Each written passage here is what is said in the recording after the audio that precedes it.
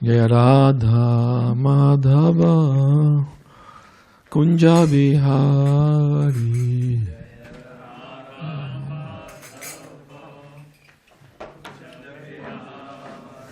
Jaya Radha Madhava Kunja Bihari.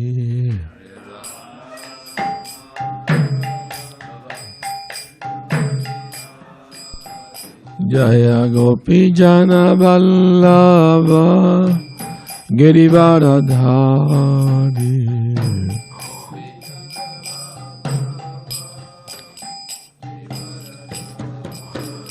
Jaya Gopi Jana Vallabha Girivaradhari.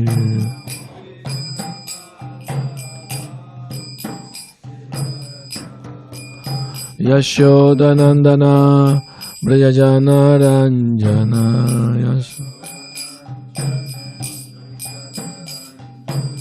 Yashodanandana Brajajana Ranjana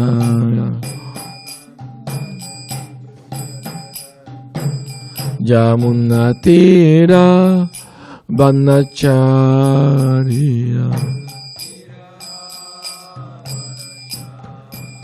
Yamunatira Vayanacharya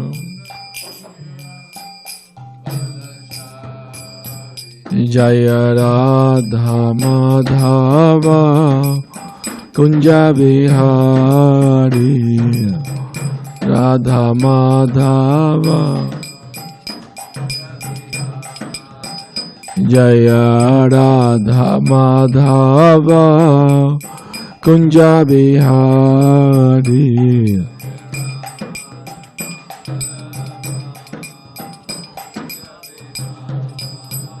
Jaya Gopi Jana Vallabha Girivaradhari.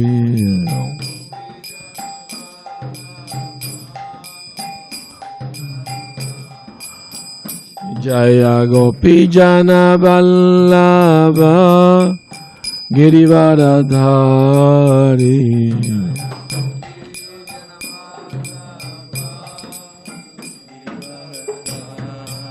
Yashodanandana Brajajana Ranjana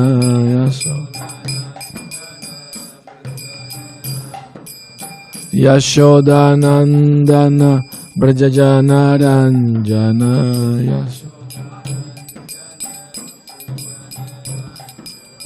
Jamunatira Vanacharya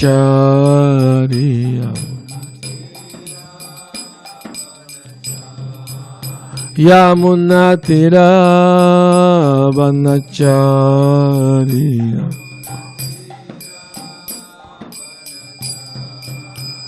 Jaya Radha Madhava Kunja Bihari.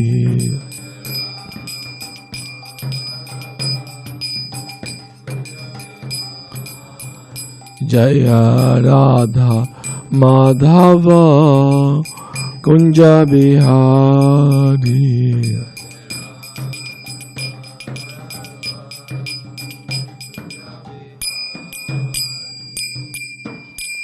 Gaur Premanandi Haribo.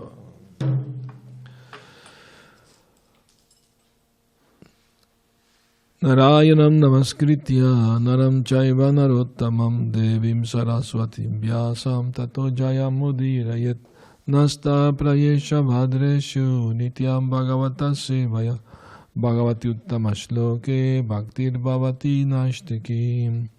Reading from Srimad Bhagavatam, 5th Canto, Chapter 13, Text 22. Om Namo Bhagavate Vasudevaya. Om Namo Bhagavate Vasudevaya. Om Namo Bhagavate Vasudevaya. Nahi adbhutam tvacharanabjarenubir Nahi adbhutam tvaccharanabjarenubhir hatam haso bhaktir adokshaye malaha Mahurtikadyasya samagamachame Dustarka mulo pahato vivekaha Nahi adbhutam tvaccharanabjarenubhir Hatam haso bhaktir adokshaye malaha Mahurtikadyasya samagamachame Dustarko mulo pahato vivekaha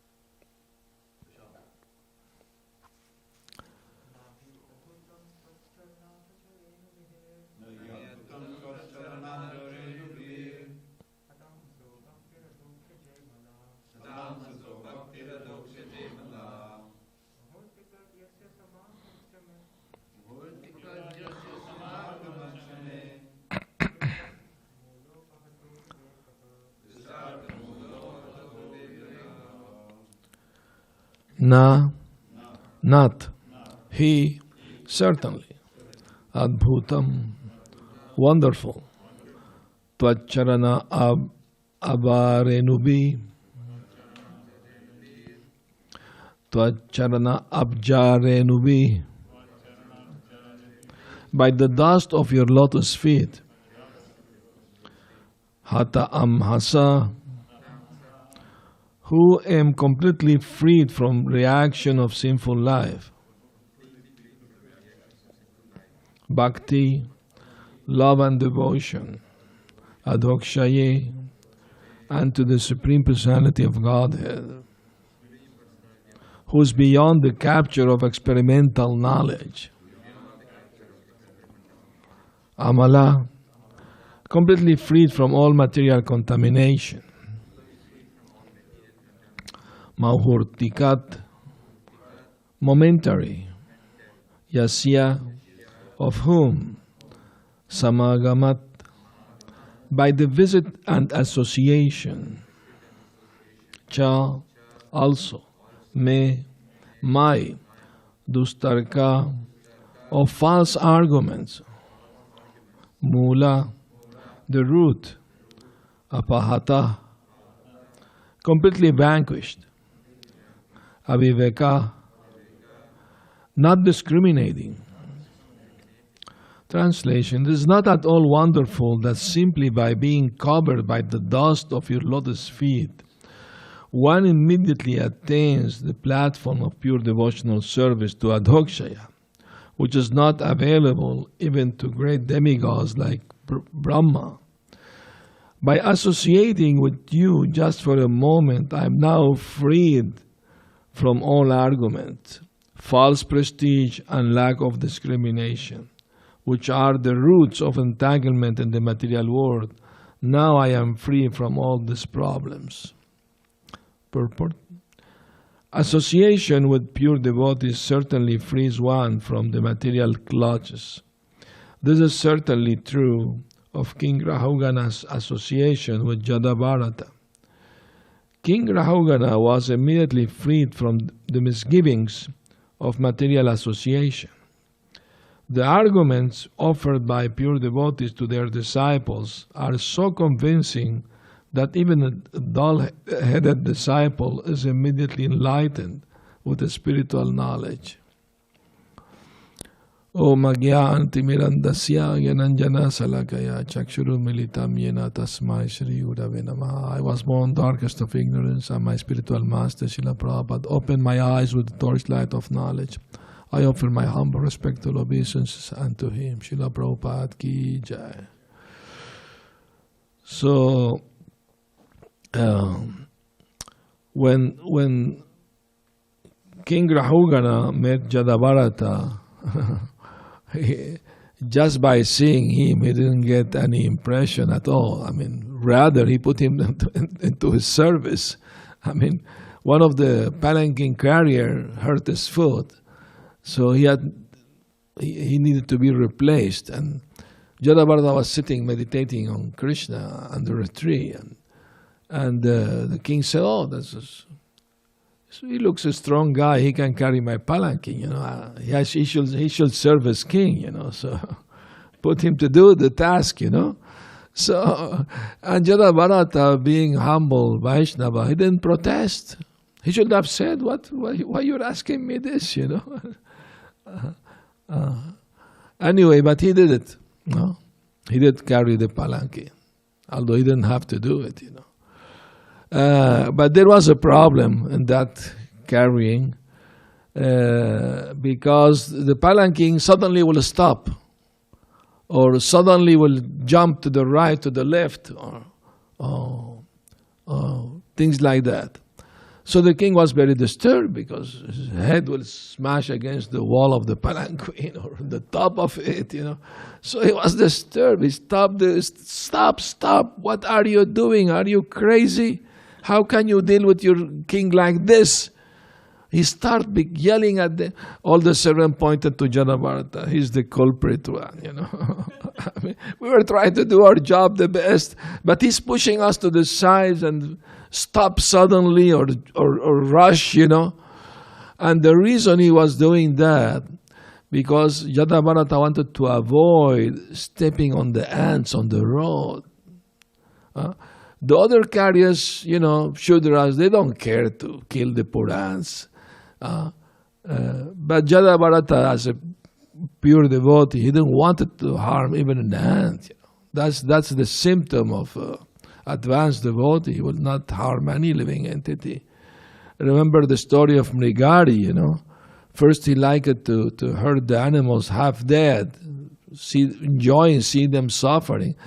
And by the preaching of Narad Muni, when he became a Vaishnava, next time he saw his guru was going to pay obeisance to him. But he with the cloth, he was moving the ants slowly, not to hurt them, so he can offer his obeisance, So, and who was with Narad Muni when that happened? Another sage, Parvat Muni. And Parvat Muni, he said, I'm not surprised that you are like a touchstone, by associating with you, even this, sinful hunter, his heart changed so much. Now he doesn't want to hurt even an ant. And before he was enjoying hurting and seeing the poor animal agonizing, half dead. And now what? You are like a touchstone. Anything you touch becomes gold, So that's the benefit of associating with pure devotees, that there is a change of heart happening, I mean, that's a fact, undoubtedly, When Prabhupada was at the airport and disciples were there, seeing Parwell, And one interviewer, he was asking Prabhupada, well, in a challenging mood, said, well, Lord Jesus made many miracles. What miracles have you done? And Prabhupada pointed to the disciple, here is my miracle. Before they were addicted to illicit sex life, meat eating, intoxication, gambling, and now they gave up all these things to serve God, Krishna. Isn't that a miracle? And the interviewer have to agree, well, yes, it is a miracle that somebody give up all these things, which are not easy for most people to give up, is a miracle. Yeah? And that miracle means a change of heart. There's a change of mind and heart, both things, So when we understand Krishna conscious philosophy, we have to do it with, with a good head and a good heart, at the same time. Both things should work together, If only one thing or the other doesn't work, it has to be a combined thing, The head is like analyzing, philosophical, and the heart means the feeling, You feel for the others, That means you feel something for loving Krishna. And by loving Krishna, you will love everyone, because everyone is part of Krishna. Prabhupada said once, I had no business to come to America. Why I came? Because I love Krishna.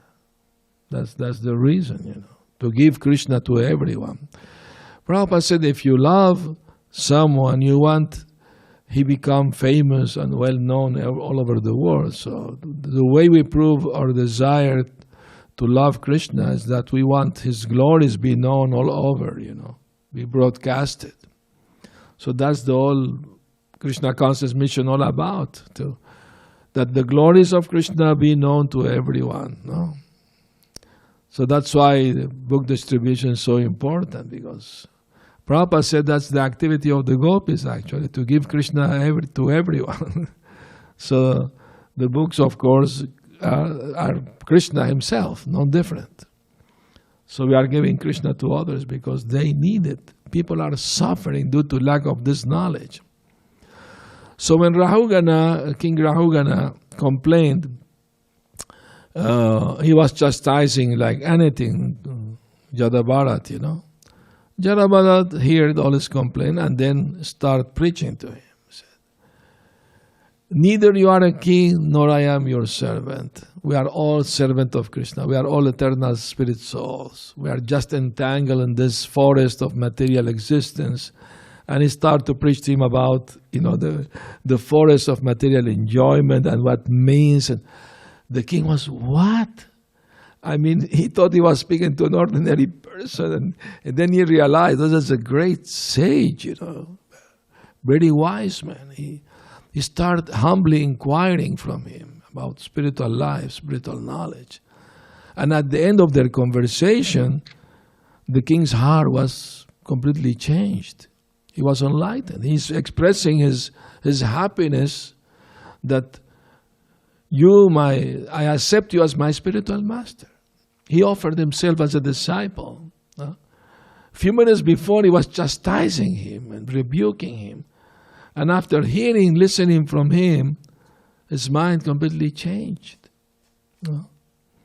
Because he understood, this is not an ordinary person. This is an enlightened, pure person, And King Rahugana is expressing his happiness, saying, by your mercy now I'm free from all this false prestige of being a king, and my lack of discrimination, and argument and counter-argument and all this. So all these things are root of entanglement in this material world, You see people are arguing all the time and this, that, all day, on radio, on TV, argument, counter-argument for useless things, for impermanent things, temporary things. What is the use of so much argument, about sport, about politics, about this or that. You know, people waste so much time and arguing against this and that, you know. Waste of time. Once I was giving a lecture in Mexico City. That was the house of the poet, you know, all poet people, writer, you know. So one of them raised his hand and said, I think best thing is to be silent, you know, not to say anything. I said, yeah, if you have nothing very good to say, better keep silent, you know. You know, there's a saying in Spanish, a closed mouth, flies can't enter into it. Then I told him, real silence means not to speak nonsense, only essential thing. And the most essential thing is to speak about God, about the soul. And all the people applauded because he was very talked. They didn't like him much because he was always arguing and counter-arguing and, you know, creating problem for them, you know. So they were, afterward, one of the poets told me, we wanted to take you on our shoulder after you chastise him like this. So we see that Krishna consciousness, the knowledge that Prabhupada gave us, Prabhupada said we can accept any challenge from anybody, big scientists, big philosophers, you know, scholars, whoever. If we know, Prabhupada said 30 keen verses from Bhagavad Gita, and to explain them.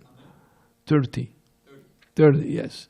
That's good enough to defeat anyone, anyone's argument and challenges, you know. We should welcome challenges. We don't challenge anyone unless they want, you know, to challenge us first, you know, then we answer them. That's what Jadabharata did. He first didn't say anything, he tolerated. But as soon as the king started, you know, putting forward false argument, you know, he was saying material concept, you know, bodily concept. Then his duty was to correct him philosophically. And the king was very much obliged that you saved me from my ignorance, you know. I'm very grateful, you know, that I have to receive the dust of your lotus feet, you know. We should understand this is figurative. To receive the dust from the lotus feet doesn't mean you have to grab physically that, but means the knowledge you're receiving. You're receiving the knowledge, the understanding, the spiritual realization. That's what actually means. Once a devotee told Prabhupada, I always want to be at your lotus feet. Prabhupada said, that will be very difficult because I'm moving all the time. Prabhupada had a great sense of humor too, you know. Anyway, so let's stop here and hear from you. If you have any comment or question, Dravida Prabhu, would you like to comment something? Well,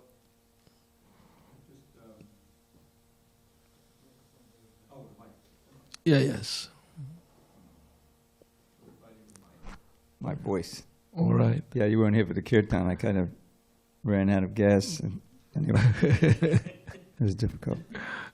But it seems to have warmed up in here. I think all of these nice warm bodies have made it. Yeah, yes. It was freezing. Outside is very cold. Anyway, one thing I pointed out a few days ago is that this the verse at the end of the 12th chapter is critical, where Jadabharata he's preaching to Mahugana, and he says, Tasman naro sanga susanga jata gyanasine natman vivikna moha haring tad iha shavana katabya labdasmatiya tiripadam advana. This is kind of a key verse in the whole structure of his talks.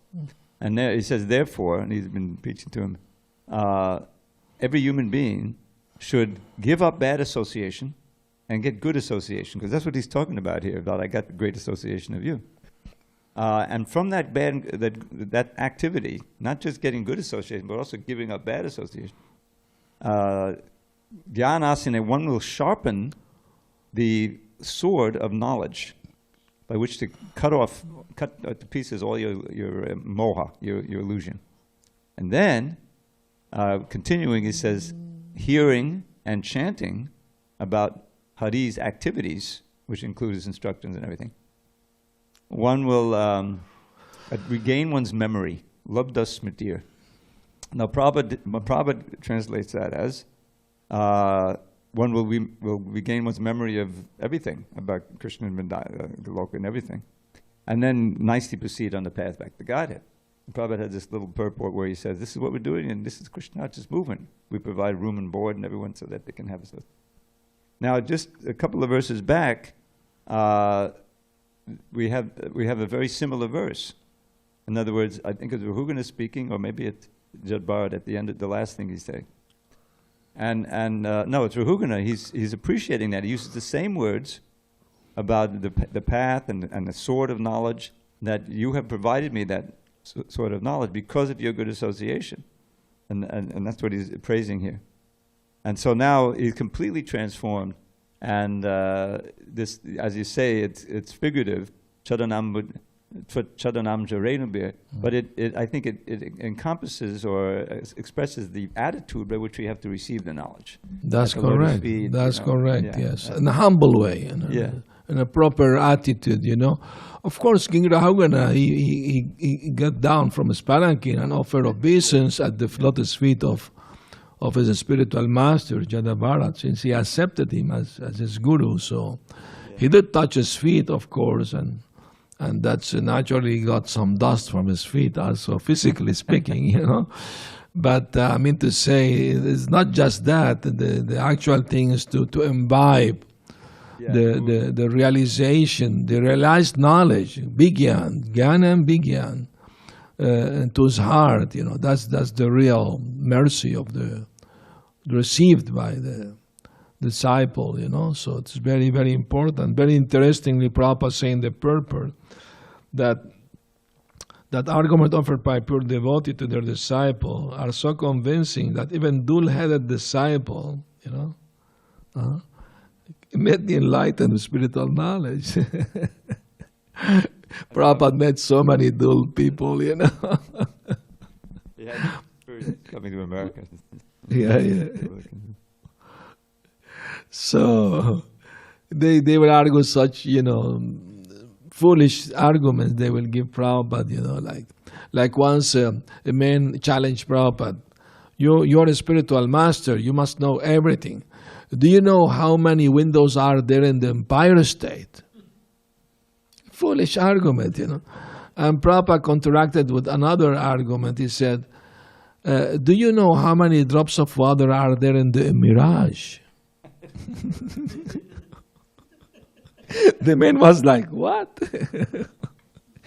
He couldn't understand the irony, that Prabhupada's telling him it's not important, your question. You're a fool. What is that? That's what he's telling him, But he could not even grab it, He could just...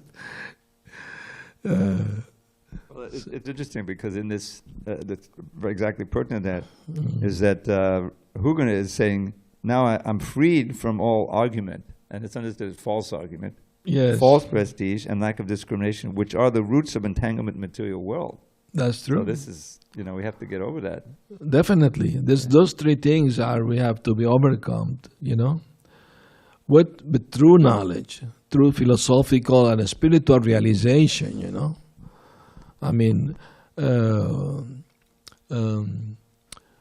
I think it was Sanatana Goswami, after hearing from Sri Chaitanya Mahaprabhu, he asked him his mercy that whatever knowledge you have given me, please allow it to enter my heart and remain there, that's it, fixed there, like that. Because if we hear the knowledge in the mental platform, it may work some time, and after some time we just, forget and, back to our old ways, But if the knowledge actually get fixed in the heart and the mind, then that remain for good, That's what we want, actually. That's why we are coming together and hearing chanting and reading Bhagavatam, and what for? So it will remain in us. It will be fixed there and for good, So we'll not go back to Maya again. That's the whole challenge about, to remain fixed. Just to expand on that a little bit. There's this key verse when Ramananda Roy and Lord Chaitanya are speaking, and Ramananda Roy is giving one after another Lord Chaitanya, what's the means, what's the goal of life, and what's the means to attain it? And only when he gets to this Jnane Piyasam of the Pastanamandaheva verse, which is a prayer of Lord Brahma, they said, oh, that's very good. And it's a simple verse. Give up all of your speculation of trying to understand on your own, and simply hear the words from the pure devotee. But then he has this very nice phrase. He says, "Stani sitak." You don't have to take sannyas, to stay where you are, but add this, "Tanuvan manobir." In other words, you have to not just hear in one ear and out the other, we say, but you have to act according with your body. You actually take the instruction and change your Remain behavior. in whatever position you are in. Yeah. You don't have to change your position. Whatever occupation you may have, you'll be a king or you'll be a scholar or a servant. Whatever you are, don't have to change it. You have just to change your mentality. Stop arguing, counter-arguing, and just inquire from pure devotees about the absolute truth. That actually is very helpful, But I mean, the idea of like, okay, I'm listening nicely, but then what's the proof of your listening? Yeah. You take the words and you actually change your behavior with your That's correct. your body, and with your words you repeat them, and with your mind you contemplate them, and then you can develop love of God and conquer the unconquerable. Very good.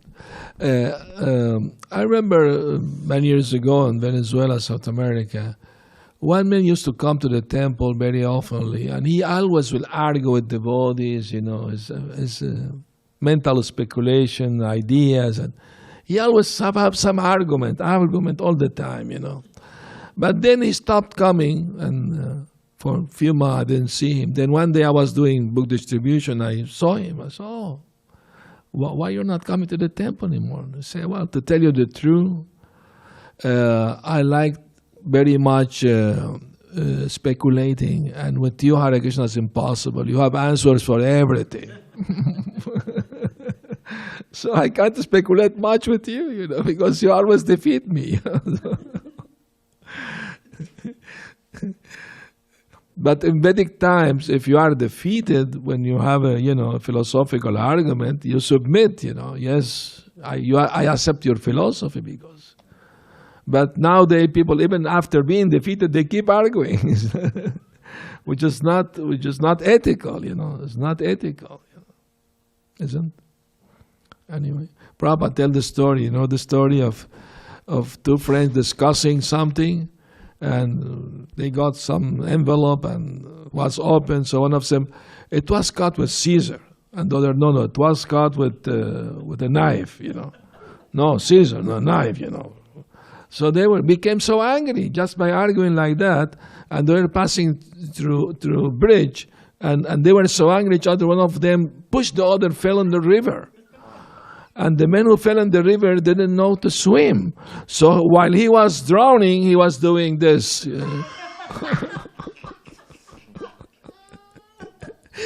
Caesar.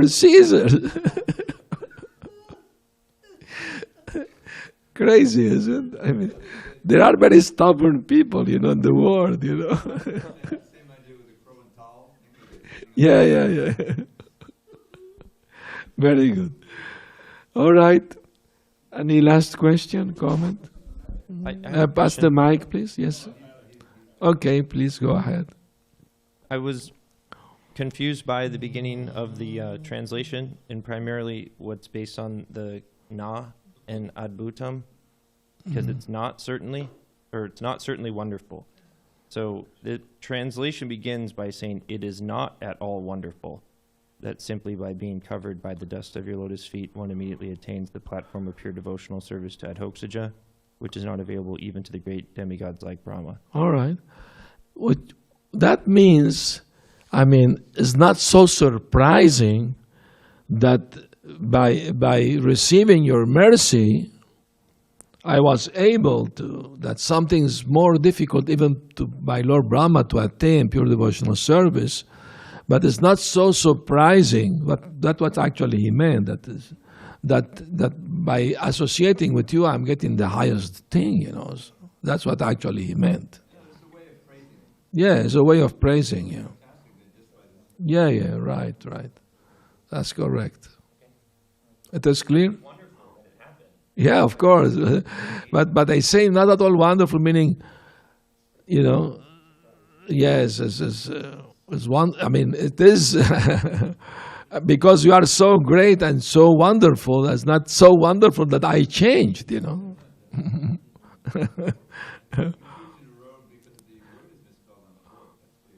Yeah. Really? All right. Yes. Thank you, Maharaj.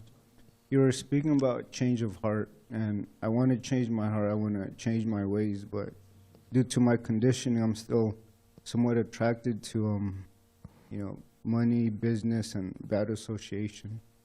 And sometimes following the 4 regulative principles are very hard. So how would you advise someone on how to give these up?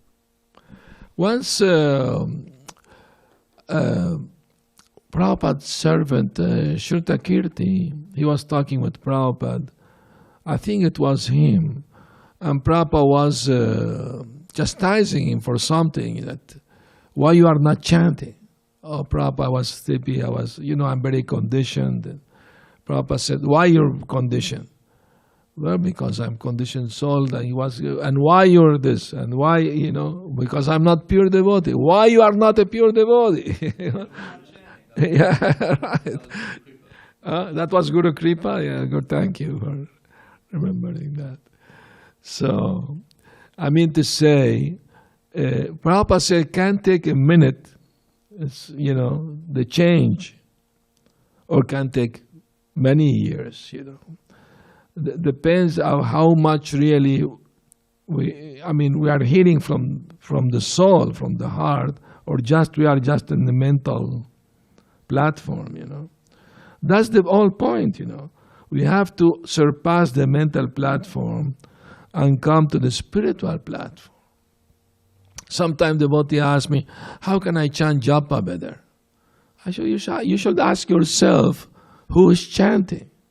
The mind is chanting, the tongue is chanting. No, the soul is chanting. You are the soul. And you have an eternal connection with Krishna. Once the devotee asked Prabhupada, when I chant, my mind trouble. Prabhupada said, what is the point of the mind?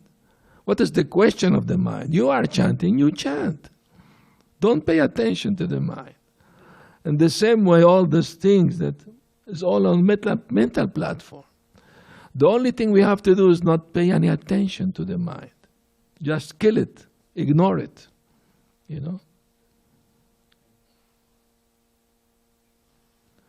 May come and go, but we remain fixed, Yes.